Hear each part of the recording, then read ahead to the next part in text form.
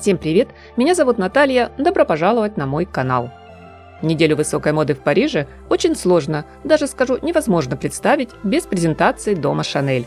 И сегодня, друзья, я хочу предложить вам к просмотру коллекцию Haute Couture весна-лето 2025. Пока все находятся в ожидании официального вступления в должность нового художественного руководителя Матье Блази, разработкой уже третьей модной линейки занималась творческая команда. Креативная студия Шанель, взявшая на себя управление после ухода Виржини Виар, словно преподнесла модному миру мастер-класс, как правильно сохранять ДНК великого бренда. Жаль, что ни один из дизайнеров не вышел на финальный поклон, ведь вне всяких сомнений они заслужили бурных оваций зрителей. Местом проведения шоу вновь выступил легендарный парижский дворец Гран-Пале, великолепное архитектурное сооружение с прозрачным стеклянным куполом. В центре традиционной для французского бренда локации установили белоснежный футуристичный подиум в виде пандуса, на котором потом расположились гости показа. С высоты птичьего полета сооружение было похоже на нечто среднее между логотипом компании в виде двойной буквы «Си» и знаком бесконечности, что символически отражало основную идею коллекции. Столь масштабная конструкция оказалась ключевым арт-объектом на шоу и уже с первой минуты сразу давала понять – в центре вечера сегодня Шанель. Нам словно объявили: вы здесь ради нас, и мы готовы вас удивить. Как неизменно и бесконечно происходит в этом мире смена дня и ночи, так бесконечно обещает развиваться, творить, создавать уникальные вещи команда именитого дома моды. На протяжении шоу можно было наблюдать всю палитру оттенков, что мы видим в течение дня. Открывали показ образы в нежных пастельных тонах.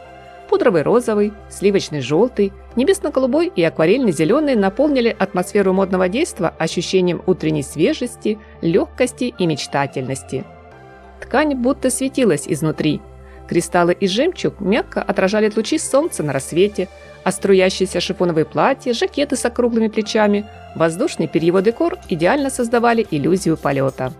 Здесь не было ничего кричащего, все держалось на тонкой грани роскоши и изящества.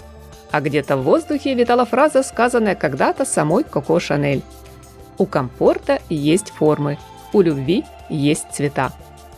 Далее к спокойной гамме оттенков подключились амбициозный красный и фиолетовый, искрящийся изумрудный, теплый лиловый и знойный полуденный желтый. Ближе к финалу коллекцию наполнили темные тона, характерные для вечернего времени суток. От сумеречного синего до глубокого черного, где стразы, пайетки, бисерная вышивка сверкали, словно звезды на ночном небосводе. И как завершающий громкий аккорд – традиционный свадебный образ. Мини-платье со шлейфом, серебряный жакет с атласным бантом, лаконичные белые туфельки Мэри Джейн и фата, прикрепленная к шляпке таблетки из маргариток. Выход модели на подиум был чем-то схож с появлением на горизонте волшебной, волнующей, очаровательной луны. Настоящий гимн романтике и красоте. Да, сегодня дом моды Шанель представил на суд зрителей, несомненно, великолепные роскошные вещи. От твидовых костюмов до летящих платьев, которые словно оживали при каждом шаге. Однако их красота порой казалась уж слишком отполированной до совершенства и лишенной чего-то по-настоящему современного. В мире фэшн-искусства любая коллекция Haute Couture – это не только высокое мастерство ателье, но и настоящий праздник креативности, дерзкой дизайнерской фантазии, широкая возможность выйти за рамки классики, бросить вызов условностям. У команды Шанель, вне всяких сомнений, есть ресурсы, талант. Правда, здесь не решились рисковать, и в целом модное шоу все же было больше похоже на пересказ величайших хитов. В образах нынешней модной линейки действительно получилось отразить все лучшее из архивных работ Карла Лагерфельда. Элегантно, возвышенно, еще раз повторюсь, очень красиво.